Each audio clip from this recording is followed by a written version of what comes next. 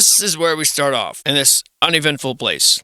I wanted to skip this. This seemed more, but some things about the 111-page document that I read through, confused me. And it was some things I didn't understand, and some things I found peculiar. I'll try to do my best to be brief. But this structure, and all these structures, are part of the Mill Valley Air Force Station. This originally belonged to the Marin Municipal Water District. Currently, it's mostly vacant, or at least at the time of the survey, except for the operations area, which is now part of the FAA. So, web of defense systems that the United States put into effect. Early radar, Cold War stuff. And this was one of those systems, this Mill Valley. So it was built 1950, 1951. There's like 10 other similar early warning stations. And this talks about the immediately years after falling World War II, the United States and the Soviet Union entered this era of highly strained foreign relations, centered around competitive ideologies, atomic arms development, military buildup, management of different spheres of influence, fears of nuclear attack, which we are told are real and widespread. None of this ever happened, of course. And now this fear materialized into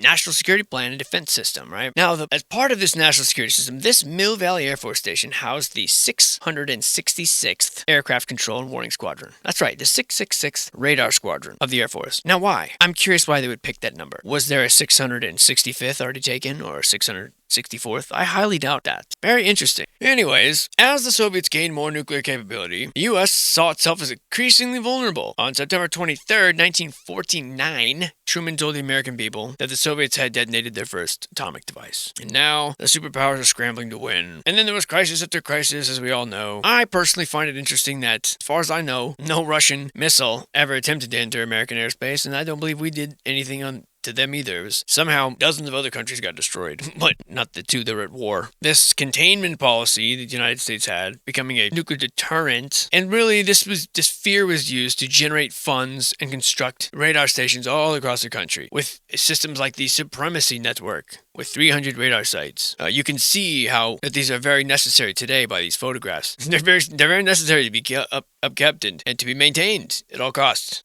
There was also a radar system called the Permanent, which is an acronym for something. Radar Site 75 to provide overlapping coverage so that the coastlines would be completely guarded. Because that system couldn't go into operation until July 1951, an interim system called the Lash-Up was put into place. Because of delays, the Permanent system did not become operational until 1952. Even by that point, there were shortages of equipment. We linked with Canada in 1951 in what became called Pine Tree. A later system was begun on the Distant Early Warning System, protecting possible Soviet infiltration across the North Pole, which never happened. And this system went into operation in 1957, NORAD. And this was 1959. And the thing is coming, we're revving up, the thing is coming, and all these various networks are being built, and still large areas would not be protected. So the Ground Observer Corps, consisting of men with binoculars, supplemented coverage in some areas. This manual system was expensive and ineffective, which you can imagine.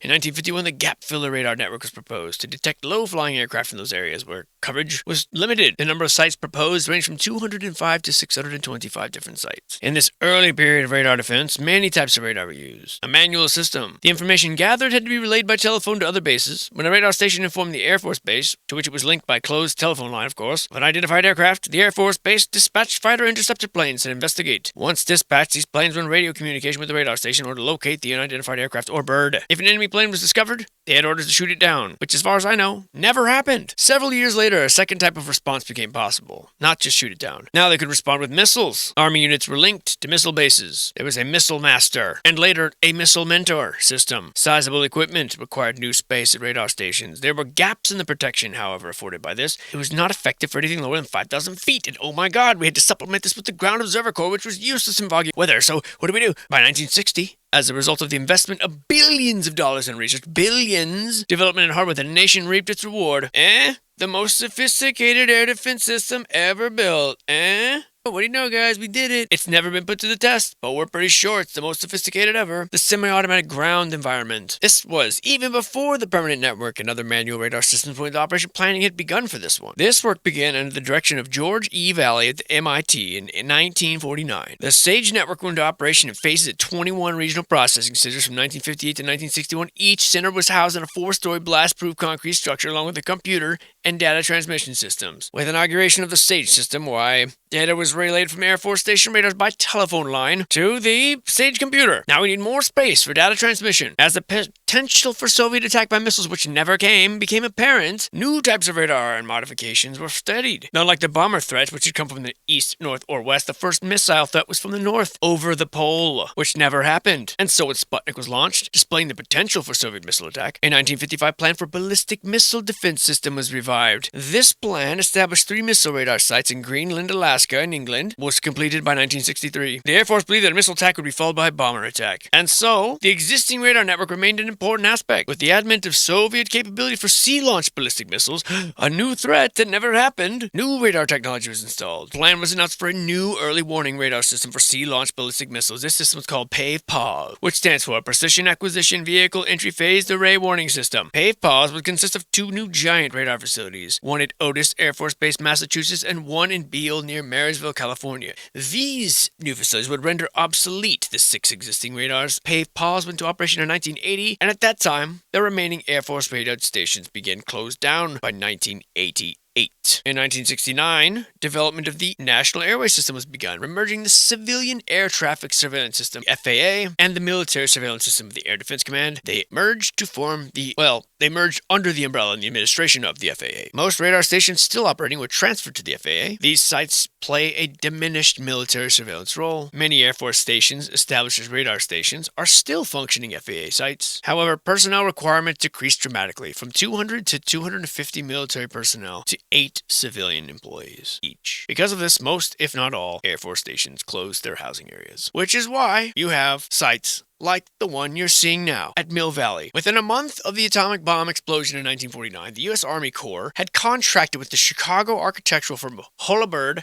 Root, and Berge to design plans for the system of Air Force radar stations, radomes, airmen's barracks, administration buildings, mess halls, recreational facilities, maintenance shops, and the radome. The radar equipment was usually held inside of a corrugated metal building atop a 35-foot diameter white spherical dome made of a nylon and rubber skin. The air pressure on the inside of the dome held it to its spherical shape. The nylon rubber skin was strong enough to protect the radar equipment inside from the elements, yet the membrane was thin enough so that the radar could operate. Next to the radome was the operations building, whose bland concrete exterior gave no hint of the complex operations within. A dozen or so radar scopes or scanners were staffed by airmen who called themselves scope dopes, on the lookout 24 hours a day for aircraft that came within radar range, which never came. When a blip showed up on a screen, why, the airmen would wait a few seconds for the radar antenna to revolve and come around again. Then the airmen could determine whether the blip represented an aircraft or a flock of birds, depending on how far it moved. Now, all aircraft were checked against flight patterns, and if any strayed off course were given close scrutiny. The airmen were still unable to determine the identity of an aircraft. A call was made to a nearby Air Force base, and within seconds, fighter planes scrambled to intercept the possible threat, which usually was birds. The scanners were all connected by a tremendous plexiglass board, 13 feet square, upon which was outlined the outlying area of surveillance. It's a good one. All of the aircraft which came within range were plotted on the screen from behind by someone writing backwards for easy observance by everyone in the room. That someone might have been one of our grandfathers. One of these radar stations was built here at Mill Valley, California. The task of the 666th Squadron of the United States Air Force was to monitor the radar systems which tracked air movement in the air of Northern California, where there was a real threat of Soviet nuclear attack that never came. And now, as fast as it became the most important thing ever, it became entirely obsolete. And here it remains in absolute shambles. Your tax dollars at work, ladies and gentlemen. Your fear and the dollars they generate at work. Here we are. Now, where have we seen this in modern times?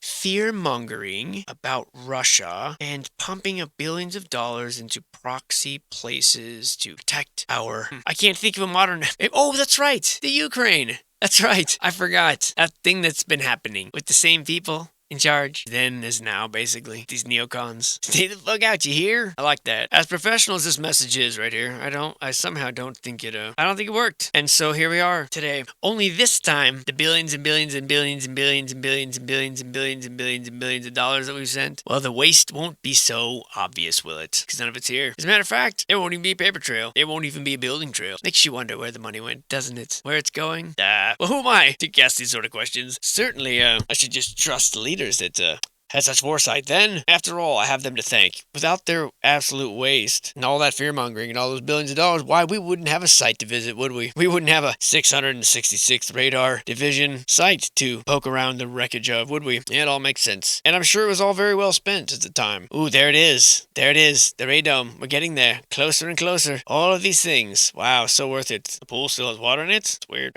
Looks like Jack and Rose fell off the raft in this version of the Titanic. And yeah, here we are. 250 military personnel. Devolved down to 8 employees and an empty radome.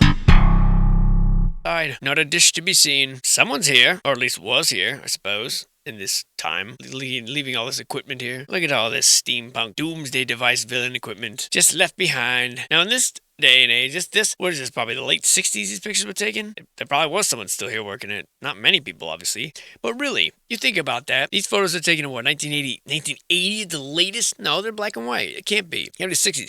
So in the 60s, these buildings are already demolished and abandoned. Already looking like this. Like 20 years? 20 years since they were built. Ridiculous. Can that even be possible? Let's read on and find out, he said, suddenly intrigued. This Mill Valley Air Force Station is comprised of over 50 buildings, constructed from standardized plans by the aforementioned Chicago firm of Hollibird, Rote, and Berge. Most of the buildings were wood frame, covered with asbestos shingling. The majority of the buildings were covered with dark wood siding in the 70s. This addition gave the buildings a distinctive Bay Area character and made them less obtrusive in the surrounding landscape. Oh, really? There's an external heating system with above-ground pipes feeding into each building. That also blends perfectly into the surrounding landscape, I'm sure. Today, the buildings have been completely and severely altered by weather and vandalism. Several of them have been demolished. Those that remain are heavily laden with asbestos that have been declared unsafe. The buildings in the operations area have either been transferred to the FAA or have been demolished or moved. Although built at different levels on the hill, the group is visually unified by the plan. In fact, the different levels produce a dramatic yet orderly composition of parts which would not exist on a flat site. Oh, This is the largest group of buildings in the area, and is the most publicly visible, easily viewed from the Ridgecrest Road. There is a grid of sidewalks which links them with steps and railings. Now, I don't know what to think about this, because they're saying in 1977 these buildings were replaced with wooden siding, but they're giving the date of demolition, as many of these, as being the same time. So I don't know why you roll in and you replace some of the walls, the siding, with redwood planks, and then you condemn the rest of them. And then you let them just be destroyed. So, I don't know. And it goes on and on. The bowling alley.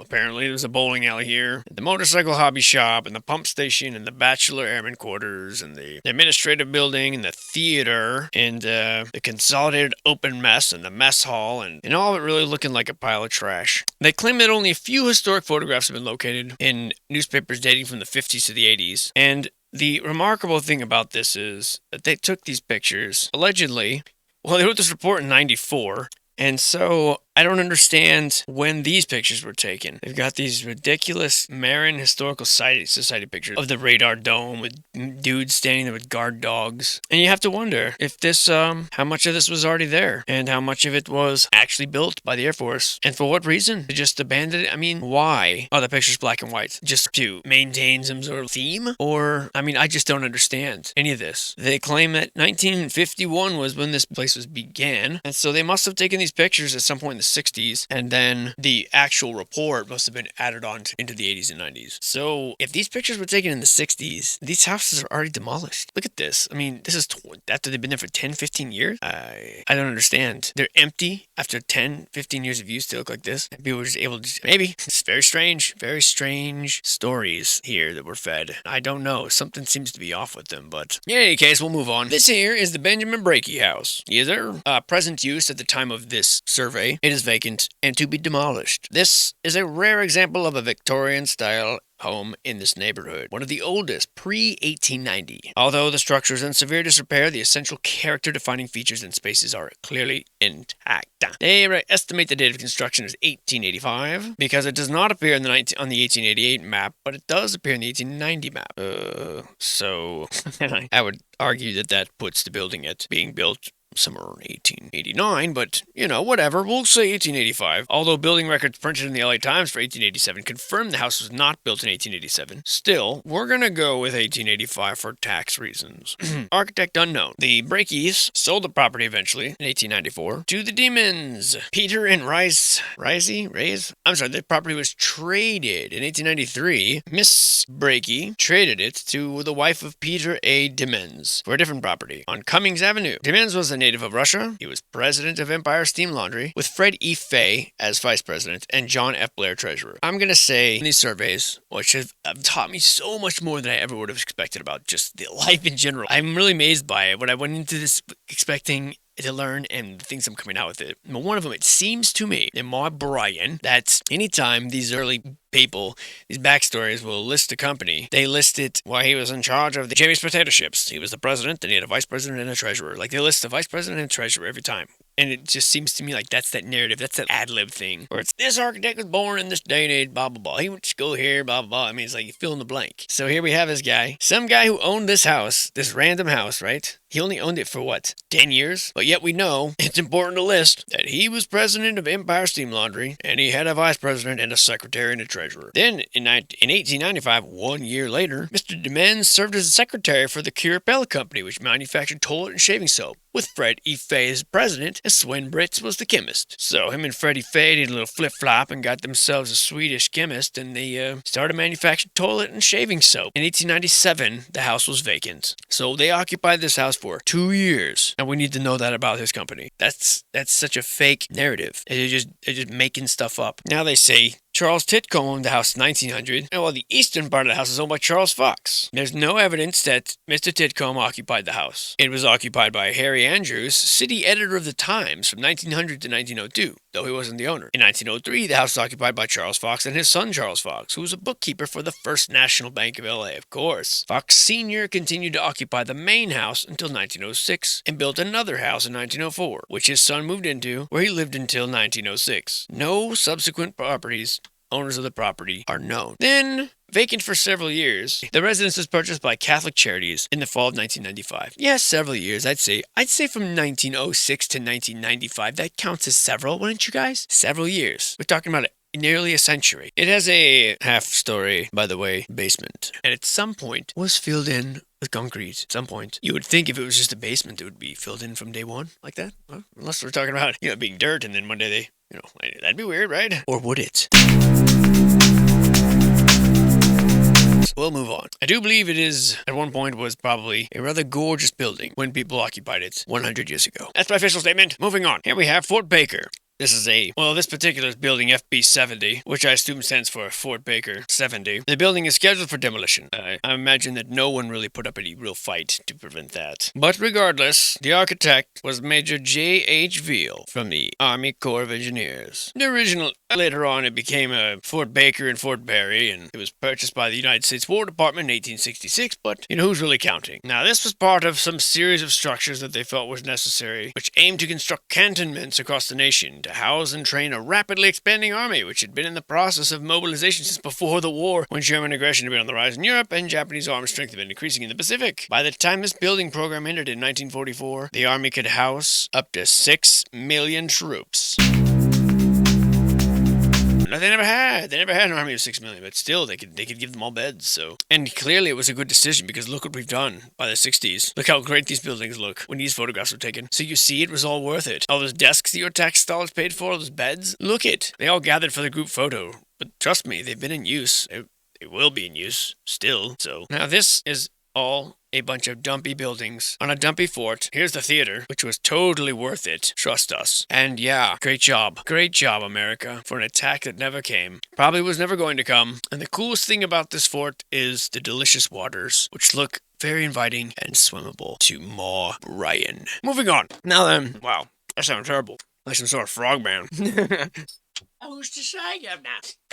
It is raining out there. This here is part of the Hudson Kippa Wolf Ranch. All very hyphenated and all very strange, seeing as how it don't look like nothing but a pile of matchsticks waiting to go up in flames. But there must be some to it, so he'll read on, he said. He'll read on, yeah, well. This is the last surviving example, well, one of the last, if not the last, surviving example of a 19th century agricultural complex in Sacramento County. That's the qualifier. Reflecting both the establishment of permanent ranches in the 1860s and the development of dairy farming and agriculture in the period of 1860 to 1943. A rare example of a group of agricultural buildings including a bunkhouse and extremely rare granary. Although the buildings are in poor condition, yes. Did I go too fast? Yes, I did. Wow. Okay. I can't be. How can that be? Let's start over. Although the buildings in poor condition, the Hudson Chippewa Wolf Ranch retained a large degree of integrity as a complex at the time they were recorded. Before it was demolished, it was a complex of 5 buildings, whose boundaries hadn't changed since 1912. They were arranged, blah blah blah, as you can see. Now, their shabby appearance should not obscure the integrity of the group as a whole, nor the integrity of each building in terms of its essential characteristics of plan, structure, and materials. In other words, how dare you diss the farm for looking like a piece of trash? How dare you? We know it. I see it. You're doing it. You're doing it now. Fight the urge. Fight the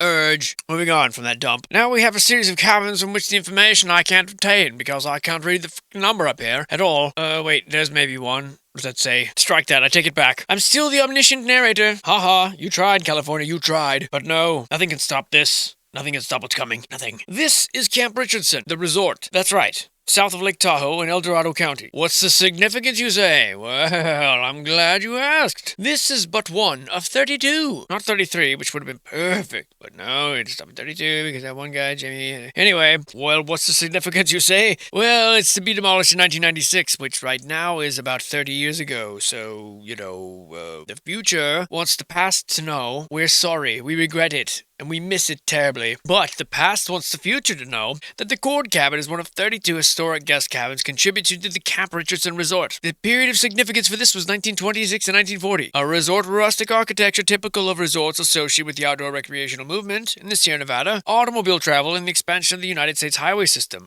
Look, that's what our photographer looks like. You could see him in the window. How cute. That's not at all how I pictured him. Look at those little shorts. Anyways, most of these buildings were constructed between 1926 and 1960. A number of them were purchased from the Old Grove Resort and moved here. All of the guest cabins were named after popular automobiles or oil and gas companies. The irony, to bulldoze forests to make way for cabins and then name them after gas companies. How cute. Richardson, you're a rascal, aren't you? Richardson also owned and operated the first auto stage line between Sacramento and Lake Tahoe. What a racket. No wonder you named it after yourself. You are part of the problem. But who cares? Money. Money, money, money, money. F your things. We're here for the gold. Let me just show you how much sense this makes. Maybe you can agree with me. We are not here to look at this bridge currently. No. This picture is of that building back there. How could you even think we were here to look at this bridge, you fool? Oh, God. You see, this is the way up to the building. That's why you thought it was the bridge. No. It's about this building here. You see this one here. This is, of course, the Oakland Naval Supply Center in Alameda County. This is in Oakland. Now, this isn't really an important building, but, well, we did happen to compile a 156-page document explaining this relatively unimportant building. And I am not making this up. Page after page after page after page after page after page. And I'm not even talking about the pitches. Why? I mean, is it that important? I guess so. Let's find out. Together. Guys, don't ditch me, okay? Together. We're in this together. Fuck. I know this material is boring as hell. This was built in 1940. Okay, wait. I quit. 1940 is not what I'm looking for. No. We're gonna skip all this shit. Sorry I roped you in like that. Let's go ahead and just look through it slow and slow and slow. See? All these things that are non-historical. We're gonna put these in for some reason. We're gonna add them in the historic building. But the only thing historical around here is that this guy's actually using a phone booth. Hey, Ma, you think you can pick me up? The movie's over. Yeah, alright. I'll be out in the side yard. Waiting for Ma. That's a long hanger. And whatever this was all doing. Oh, dried up the old canal, did you? I see. Trains replacing the water. That's about right. There's something to that there. From the mouths of babes. From the mouths of babes. And I suppose we'll get to this amazing piece of bridgery in no time. Was that the end? That was it? 156 pages and then that's it for the pictures? You see what I mean? Fuck you, California. Fuck your stupid survey. Hate you. I seriously do. I hate you. And instead, we get to look at this amazing old world bridge, which really, this might be my favorite part of LA. This is just these old world, amazingly constructed arches that we just simply are not making today. Yes, it's LA. There's the LA River. And look at these old things. It's just beautiful. What's it for? I don't know. There must be something to it. Why else would they put this here? Something that they took apart. Must serve some function. Perhaps we'll never know. We'll never know. because they just tear it all down. Although, for some reason, we're going to jump to the Muroc bombing range and flight test. Okay, that's what's happening, I guess. No more beautiful bridge for you. Now you look at the bombing place. You do it. You look right at it. You get sad. Get sad all over again. Can't believe they almost wasted my time at the damn naval base. Talk about a frickin' red herring. Get your red frickin' herring right here, dude. That's not what that means. Oh, really, Jimmy? Now you're going to tell me about narrative device? Not a narrative. You know what, Jimmy? Touch me, dude. Touch me. Back off, you. Go. Dude, you almost made me steal my gem. I'm warning you, bro. Not tonight. Wait, it's my turn? It's my turn. Dude, you can wait 30 seconds. Here we are at the, where are we? I got it, Jim. You're such a punk. That's the problem with imaginary friends. They can be such little bitches sometimes. And you can't do anything about it, because they're not real. Now, it seems that every single survey, or chunk of this survey, contains pieces of these places in Marin County, or these naval shipyards. And I don't understand. How do we keep ending up back here in these places? How many Mare Island naval shipyards and forts can there be? But here's another one. This one was built in 1943, and that's all you get. One picture. 1943? That's it? How can that be? What the fuck? That can't be right. Yet it is somehow. I believe that. Hold on a sec. Jimmy, if you went through these, well, whatever. It looks like that's all you get. You know, my theory is actually that they, to add a bit of conspiracy to it, is that they actually go through and they delete old historic sites, and they simply replace them with bits and pieces of these Mare Island naval shipyards to maintain the illusion that it's all still there. That's my theory, because there are a million more interesting historical buildings all throughout California, and no matter where you go. And why we keep getting these ones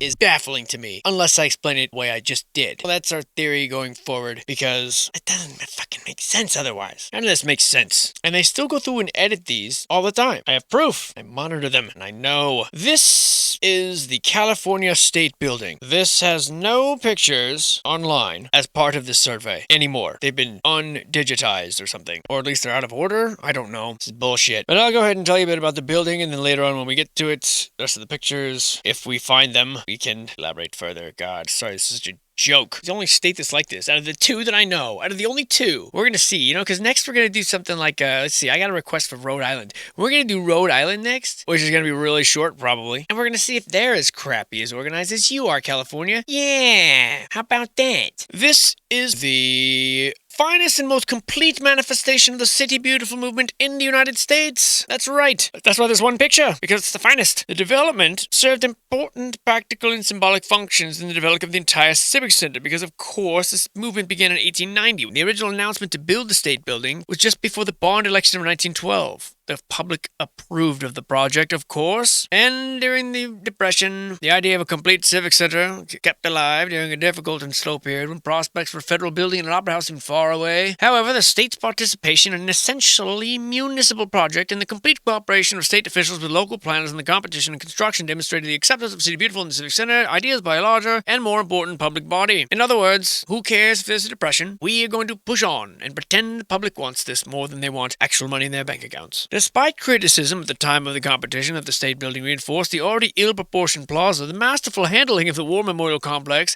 masterful by the standards of the people that of course organized it, gave new credence to the design of the state building and its relationship to other civic center buildings. Now I'm going to take a pause here from this person just masturbating himself and the architects, which was of course Bliss and Faville, the most established and respected firm in San Francisco. When the competition was held, Bliss, Walter D. Bliss, and William B. Faville were highly professional architects who kept abreast of contemporary developments in the consistently high quality of their designs. They were important contributions to the raising of design standards in the Bay Area, particularly in commercial architecture. Both men were schooled in the Beaux Arts tradition. Faville went to MIT. Both men apprenticed under McKim, Mead, and White in New York. They came to San Francisco in 1898 as partners and worked together until 1925, when they continued to practice alone. Faville being the more prominent figure, serving in the architectural committee of the 1915 exposition, which determined the site of the Civic Center and also his placement within the ranks of the deep state. And from 1922 to 1924, he was the national president of the American Institute of Architects, which also had dubious foundations and now is a relatively benign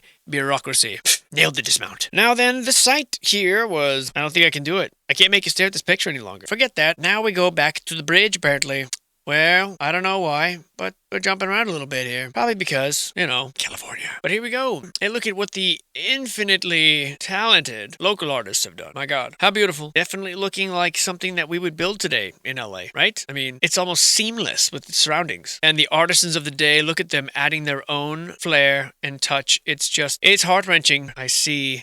Beautiful, beautiful way. That's the California way. That's the California that I know and love. And I know it well, though I don't live here. Thank God. but I'd love it. It is a beautiful place, and many of the people are beautiful, and the weather's beautiful, and really, it's a damn shame what the hell's been happening. Burning bridges helps you learn, says the unicorn poster. What the fuck does that mean? Why would you put that on an actual bridge? Encouragement to burning of bridges. That's some subtle shit. F you, California, for that. I thought that California was, like, infiltrated, but it looks like it has just been this way from the beginning.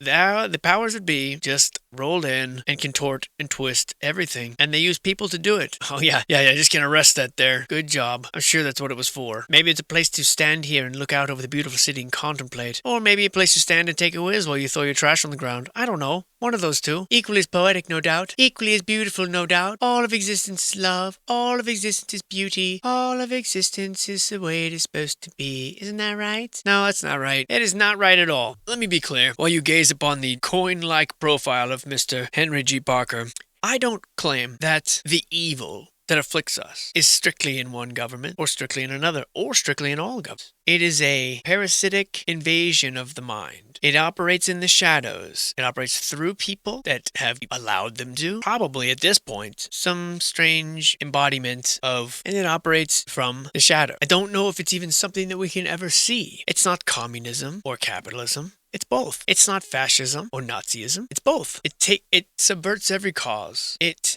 doesn't care what the movement is. It doesn't care what the vehicle is. It wants the destruction, the replacement of human life. However, it can get there quicker. It's not in one crime party. It's not in one party of government. It's not in one system of politics. It's not in one nationality. It's not in one religion. It's using all of them. And whichever one appears to have an advantage, it piles more of its force behind. It uses weak people and preys on our motivations, and causes much hurt and damage to us at as early an age as possible for us to develop these insanely powerful emotional feelings and negative reinforced and it that much easier to nudge people over the edge, and they ride the biggest wave over and over and over again. And unless we all, or at least the majority of us, are able to link hands, hypothetically speaking, and rise above and cast this out wherever we find it, and heal the wounds, and bridge the gaps, and destroy the ever-widening income gaps, or destroy the income system, whatever it takes to not allow it back in. That is our calling in this fight. And we could sit around and pray and hope for help that may never come. We could, but it may never come. So what's left? What is left except to pick up whatever you can, whatever pieces of the life that you have, whatever fragments that are left after failed people that may be in your family and in your life have walked before you and trashed before you. Whatever reason people give up, for whatever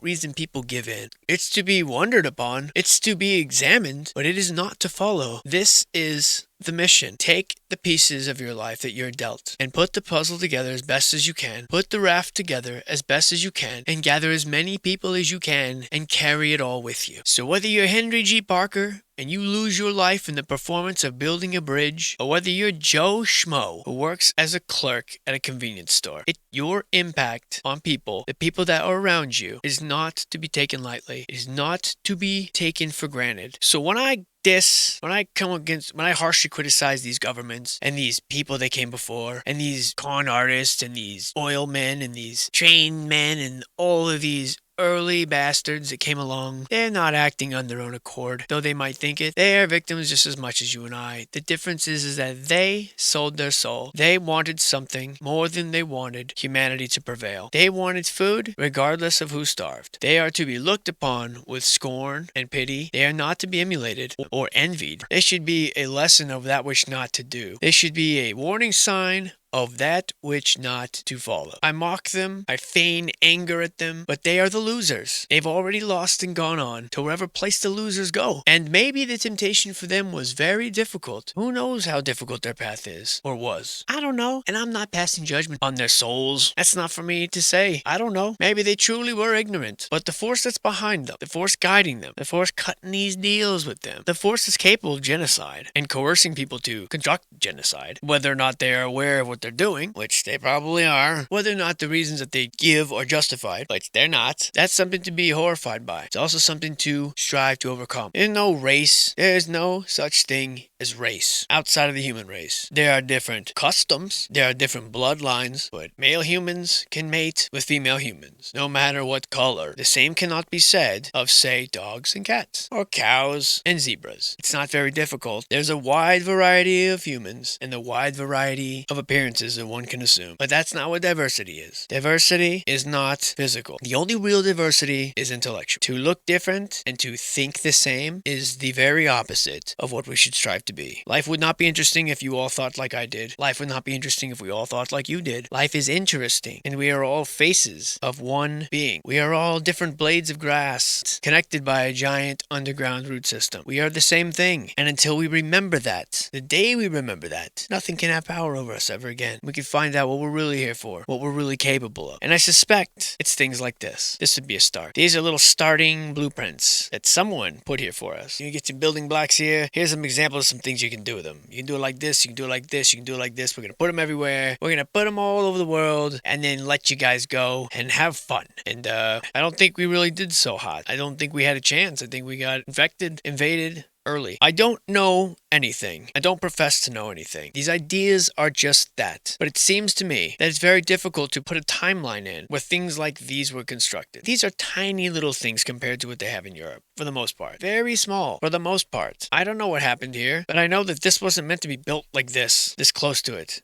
These weren't meant to be like this. This is just what's left of something that was probably very grand at one point. Did people make this? Maybe. Maybe there was a very angelic and wonderful group of people that lived here beforehand that all left and got wiped out. Maybe. Or maybe it was already here. What do I mean by that? Well, many of us have no problem talking about a god who created the world. Created it, created the trees, created the animals, created the mountains, created all of it. Created all of it for us. Created the system that we have with the sun and the moon and the stars, the giant clock. Created all of this. For what reason? Who knows? We could talk, there's a million ideas. I don't know. I don't know if out of love, I don't know out of curiosity, I don't know if it's an experiment. I don't know. But it seems like we have no problem accepting that something created most of these things. Well, why would he stop there? Why wouldn't this God, this creator, why wouldn't he then create buildings? Why wouldn't he create beautiful, amazing buildings for us to live in? Isn't that what we do when we have a fish tank? We put these old buildings in it. Or a gerbil cage, we build these little structures. You put a castle in your fish tank and, why not? So maybe the buildings were not created by us. Maybe it's something we can strive to one day. But wouldn't that eliminate the need to create a race that perhaps wasn't here? I'm not saying we were the first people here. We weren't. Who knows how many generations were before us? But maybe this whole floundering around trying to determine who built star forts and things, maybe they were already here for us. Maybe they were angels that built them. I don't know. We'll never know. But it's something that could be taken into consideration as far as being flummoxed about timelines and how could they have done it? Were they master builders? Were they giants? Did they just have different tech than us? Maybe. But I'm introducing another maybe. Maybe some of these white cities, these most amazing cities we find on the coast, like San Francisco, were not created by man, ever. City of Angels? Who names these places? What we're doing out here in the hills? I don't know. We just ended up here. So we're like when you're wandering and you're just talking out loud or daydreaming, you end up sometimes out here. Well, here we are. In this beautiful, ripping, roaring river. Or Sandy Creek. Whichever. I'm not claiming that angels built this bridge. I'm not claiming anything. I'm just saying there may be parts of this infrastructure, canals, systems, pyramids, organ devices, whichever, that were not made by us. Hence, we can't figure out how they did it. And it may seem to be that these ones were the ones that were moved in, are parasites and their vassals. The system that they've created is obvious, and the players in it are obvious by looking at the buildings they chose to inhabit. This school, the post office, the libraries, the government buildings, the military buildings, the insurance companies, the churches, finally, the banks. Those systems are the ones that we need to get rid of. Those are the ones that were here before us. Like, come on, kitty, kitty, walk right on into this. And it's obvious because they were the first ones to take control of the biggest buildings. So one thing at a time, those are the systems we need to dismantle here before we can take this and spread it everywhere else. And now here we are on the brink of World War III that approximately 0 people want outside of DC. And yet, what's going to happen? Are they going to drag us into it? They sure are trying. And now what are we going to do about it? Go willingly? Or are we going to reach out across the aisle and be like, hey, I don't have a problem with y'all over there. Just like I don't think they have a problem with us. Select few people dragging all of us into conflict. It can't happen again. Not in our name. No, sir. We're back here in Oakland. This is the Stoolsaft building. The next few buildings in this series all start with the same Preface. This building is a contributing structure to the Oakland Downtown District. The Oakland Cultural Heritage Survey describes the district as an architecturally, historically, and functionally distinct area within central Oakland, containing the City Hall and a strong concentration of well-preserved commercial buildings from about 1900 to 1929, spanning two boom periods for Oakland: the East Bay response to the San Francisco earthquake and fire of 1906, and the intense real estate and financial growth of the 1920s. These urbane, mostly Beaux Arts-inspired buildings display general unity of style and scale, and represent many of the better-known Bay Area commercial architects of the period. In relation to each other, along with 17 to 21-story skyscrapers punctuating lower construction, they represent an urban design termed ideal by city beautiful planner Werner Hegemann in 1915, and it gave Oakland a distinct and much photographed skyline. Downtown's development was one of a series of distinct stages, whereby Oakland's commercial center moved north along Broadway from its original waterfront location to Uptown in the 30s. Meaning, these buildings are going to be destroyed soon, if they aren't already. The Stolsoft building here, this is a 2-story concrete frame structure infilled with structural clay tile. The street facade is 2 bays wide. There is a fine decorated entablature, but you can see here, and here, and also here.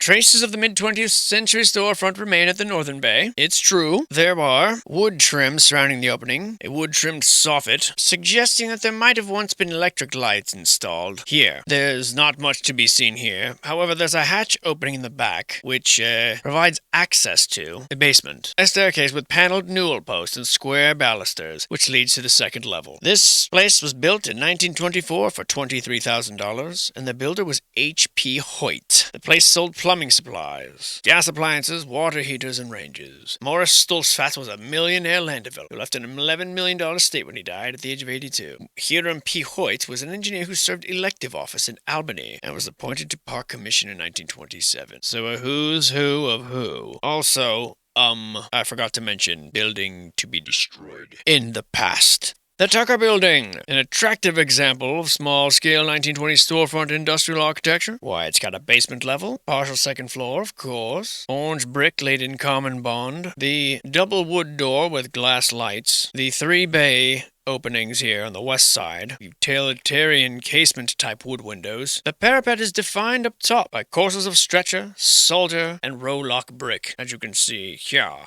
and here. The same type of brick that you find in the old world all over the place. You'll find it here as well. Here on the back side, these brass window surrounds, wherever they are, here, as well as here, the brass grills are original to the structure, and also, they present a beautiful little smiling bookworm-type face from the inside. Isn't that right, Mr. Dilbert? Well, that's enough. Of note is that the basement extends 10 feet beneath the sidewalk on both the north and west sides, with a sidewalk elevator at the northwest corner. How about that? Very interesting, isn't it? One wonders why one would do such a thing. This one story on the surface. $21,968 brick store building was built in 1923 to owner A.J. Tucker and builder James L. Rich. No plans identifying an architect are available. At least into the 40s, this was occupied by American Railway Express. And of course, this also was scheduled to be destroyed. Whether or not that demolition took place, we'll find out at the end of this survey, which I believe is drawing closer. Well, that's a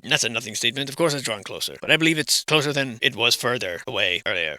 Moving on. This here is the Alameda County Loan Association building. Annex. Rectangular, 3-story, brick and concrete, beautiful backside, simple piers, deep-set recessed windows, Flemish bond spandrels. Be these here. Equally simple brick frieze, decorated with inset diamond-shaped tiles in green and terracotta. Here. And here, and also here, and also here, and also here, and also here, and also here. There's a basement that extends under the rear courtyard. The storefronts have been replaced by these curved glass block walls. And on the side here, there's a bricked up arch opening, and these are plastic skylights to make it look cheap as fuck. That's what it says here. Yeah, cheap as fuck. The interior of the building is entirely new, both in configuration and fabric. No vestige of the original layout remains. The owner was listed as A.T. Ehrenport, and the construction is merely a few days' work. A few days' work, is it? Is that so? Arthur Ehrenport designed many buildings on both sides of the bay in, of course, just a few days, including the East Bay Masonic Temple and Dreamland in San Francisco. Well, that certainly puts him within the realm of complete crookedness, if not false forgery, fraudulent fiction. And here there was once a triangle of total devastation. You can see, now it's no longer there, replaced by these glass blocks, which actually I think are kind of cool, even though they're a little bit 80s, a little bit dated. But hey, man, we can bring that stuff back. It always comes back.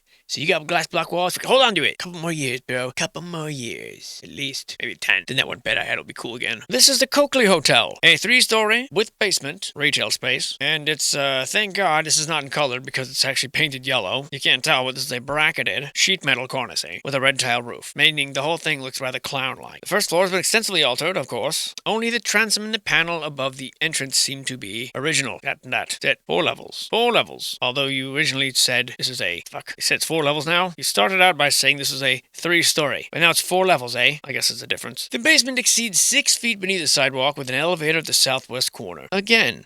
Curious, isn't it? There's nothing historical remaining in the inside. It's basically entirely redone. It was built in 1911 for $15,000. The builder was Carl Jacobson and the architect D.L. Coleman. D stands for probably David, and other works have never been found. James Coakley of the Coakley Brothers Meats owned it from 1915 to 1930. Mr. Coakley's son became the district attorney of Alameda County in 1947. You gotta just pay it forward, you know what I mean? These old-timey deep state guys, you gotta just, gotta hand it down to the...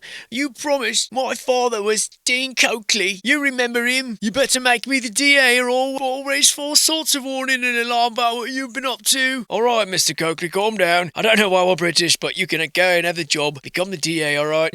What have we here? These old bird cages? What the hell is that? How dare you abandon your bird cages here? What the fuck is going on here? No need for these. Are these heaters or what? Old lights? It's a bird cages. Look at that. What the fuck is this? Who treats their birds like this? This is an outrage. Look at this one. I don't eat dead birds in there. I'm gonna freak out. Is that a bird? Oh, dude, I don't know, dude. I'm out of here. That's fucked up. Fucking Coakleys. And just look at the back of these places. Oh, I see. Oh, alright. I see what's going on here. Got your little checkered floor, eh? Alright, I see. You sons of bitches. And, well, here's where you'll be sleeping, Jennifer. Dinner's at 8. Coakley's choice meats, poultry, fish, and apparently discarded bird cages. That's what I'm gathering from these bastards. And just look at the way they treat the backs of the buildings. It's like a mullet. All party in the front, and in the back, just trash. Look at this. What is all this? Who does this? In LA, dude. I swear to God. Oakland, whatever we are. You're both equally as dumpy, okay? Whose job is it to sit in this little booth all day? That's terrible. And just peeking over the building here is this amazing old world thing here. I can't even hide it. Like, yoo-hoo, still here. Standing in your face. Brutalism. You won't be able to conquer me. Not yet, anyway. Some of us are still fighting the good fight, damn it. And, of course, we find ourselves back here at the Mare Island Naval Shipyard yet again. Which means something got replaced, and they're injecting this here. This is, what is this? A coal shed. Yeah. A very modern coal shed. Now, why are these significant? Oh, I see. This is a student submission. I can tell. The building had a short life as coal sheds. That's how you know. The building had a short life as coal sheds. Fucking ridiculous. This person got a job after this? So by 1909, all of these had been converted to other uses. So why are we still calling them a coal shed? What a joke. So it's 1960 whatever. And whatever they are now, they've been for 90% of its existence. But we're still going to call them coal sheds. Okay. Here's a picture back in 1903 with chock full of coal. Of course, that was only for like a day or two. Now it does other stuff, but it's still a coal shed. Why are we back here? Why are we back here? Go sit in that fucking chair. The cart's mine. I'm going for a spin. And here's where we used to, apparently, I don't know, cut people open and their guts fall in the plastic. I don't know. Let's get out of that room. I don't like that one. I don't want to know what you guys did in there. I don't want to know. I don't want to know. Oh, wow, this is a nice comforting park. Right in private where no one can see us except every single window surrounding this entire courtyard. This is private as hell. Wow, I feel so sneaky. Hee. No one can see us from here. Why don't you have lunch at one of these tables in seclusion, eh? Fuck this. Look at this big boy. This is amazing. Yeah, this, you can tell this is old world. This is super cool. And, yep. Checks out. Bricks everywhere. Dope little old world shape that we're not making anymore. And, of course, the cannons. Yes, just in case you forgot, this is a military installation. And you will get blasted the fuck out of by this old cannon that has a star jammed in its barrel that probably never shot anything in its life because nothing ever came up here to attack this place ever in life ever. And if you make it through that, then we'll get you with the fire extinguisher right in the face. You don't understand. That chemical burns, buddy. You'll be writhing on the floor in no time. That's what happened to the last guy. He started running around panicking. Look, he smashed right in the window and took the blinds out. True, we're getting new ones made, but for now, that's what happened. And, in here, you can see your tax dollars been put to work. As this, we're having a meeting of desks here. They're all going to gather around and tell you great riveting stories about all the times they were used to save your very life and preserve your very lifestyle in the same way we were unable to preserve these windows. Still, though, it's not as bad as Pennsylvania, is it? No, it isn't. No, it is not. And here's where we keep the container sheds full of people that you're not supposed to know about. So go ahead and move on down the road, will you? Before you end up in one of these. Hey, look, mister, I like you. What's up with the sky here, huh? Smog? Haze? Fog? Never you mind. And this is a lot of whatever this is. Boilers? I don't know. Let's get the hell out of here. Talk about more like bewilderment. Hall. Am I right, guys? Oh, foundational issues. Aha, I've seen this before. This is like Old World 101. What's going on here? Something's going on here. I'll be back, it says. I'm sure we will. You haven't seen the last of me, says Mare Island. Oh, I know. Oh, you just built this for no reason, huh? You just wanted a tower here just to fake like you had a bell once, huh? Yeah, right. Well, who sprung for that? Who put that in the budget? Guys, I think I got it. We'll put a fake bell tower right here. It'll look so cool, won't it? Yeah. In our Navy Island that no one's allowed to visit ever because it's like top secret military stuff. Yeah, that's a good idea, Jimmy. Say, you should be in the design department. How about we put a really fancy old door here and all these old cool lights and gold gothic chandeliers. Won't it be cool for our little officer lounge? That'll look great. Futuristic staircase and everything. And here's where you'll be sleeping, Jennifer. Dinner's at 8. We meet again, Starford Tile. Episode number 1 would like to say hello to episode number 20. Yes. Oh, this one at least has a fake bell in it. Slow down, buddy. Whoa, dude, so fast that guy went. God damn. And, yeah, more Mare Island. Oh, yeah, now I don't remember if we covered this one yet or not. Or if it was in the one I deleted, the 2 or 3 that I deleted. But if it wasn't, then I'd like to talk about it now. And if you've heard this before, then spare me your criticism, my lords. This is what's called the seaplane ramp. That's right, these are ramps for seaplanes. These are not old world brick roads or docks of any type. No, you are wrong. These are ramps for seaplanes. Like, don't you remember, like, Chippendale's Rescue Rangers? Yeah, well, except that kind of seaplane just landed on the water. But this kind needs a ramp, damn it. And these were built in 1918 or so, and they are constructed of hewn stone paved concrete. That's right, hewn stone paved concrete. Duh. There's constructed in one long line section, and there are no other structural elements associated with the ramps, okay? They have not undergone specific alterations, but they have deteriorated considerably due to the location within the intertidal zone and lack of maintenance. The lack of maintenance was a result of the shifting of priorities away from seaplane use. They're now abandoned and non-functional. The lack of maintenance was a result of the shifting of priorities away from seaplane use. Since when were seaplanes ever a priority? Inquiring minds would like to know. Yes, we would. Yes, we would. But there it is, folks. The old world repurposed as a seaplane ramp. I rest my case. Unless you really think that's a true story. Oh,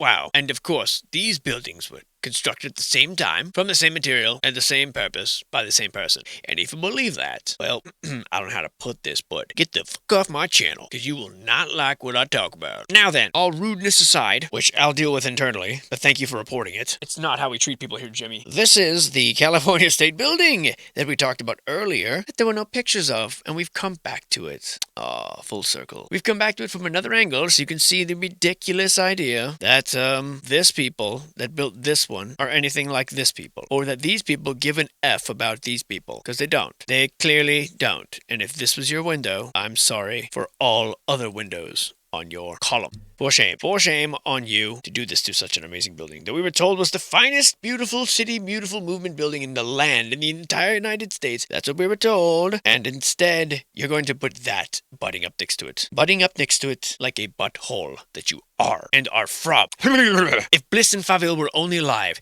to see what you've done with the building that they pretended to construct, oh my god, they'd be so mad. I can't even begin to describe this building now because of what you've done to it. I wanted to go on and on and on about the cast bronze kick plates on the doors, about the cast iron risers and the marble chips, about the ornamental balusters, about the bronze toned concave rectangular pendants with scrolled end medallions, about the mahogany veneer doorways and the 7-panel configurations, about the alterations and additions that are yet to come, including but not limited to a new door openings cut into the basement wall on each side, landscaping concealing the stairway from the sidewalk to the greatest extent possible, gardens provided on the east and west side of the building, building as an amenity to the building users and to the public to make up for the travesty that they've actually surrounded it with. The interior renovation will respect and maintain the existing spatial configuration, yes. However, proposed seismic strengthening work will require that the building interior be completely removed and identified historic interior spaces reconstructed. So yes, we will respect and maintain the spatial configuration by removing every single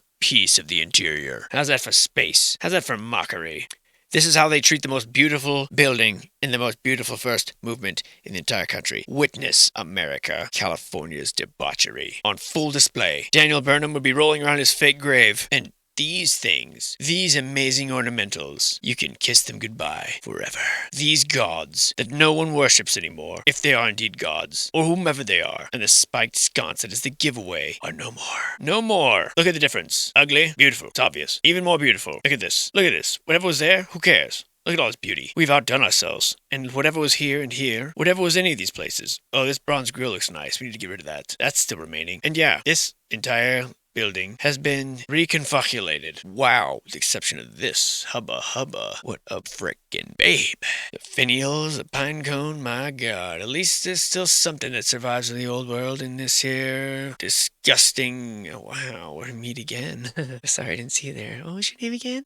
And look at the swastikas. Are we to believe that early Nazis were here, or perhaps the symbol was only used in very many other places? I don't know. You tell me. These beautiful rooms. This must be the 7-paneled doorway I heard so much about. And here's where you go when you're in timeout. Beautiful ionic columns here. And what a gorgeous building.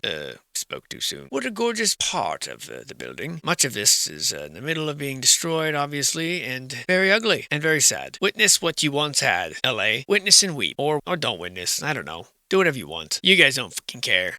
Bartender, I'm pretty sure I ordered a local pale ale and you gave me a Hefeweizen with a lemon on the rim. What?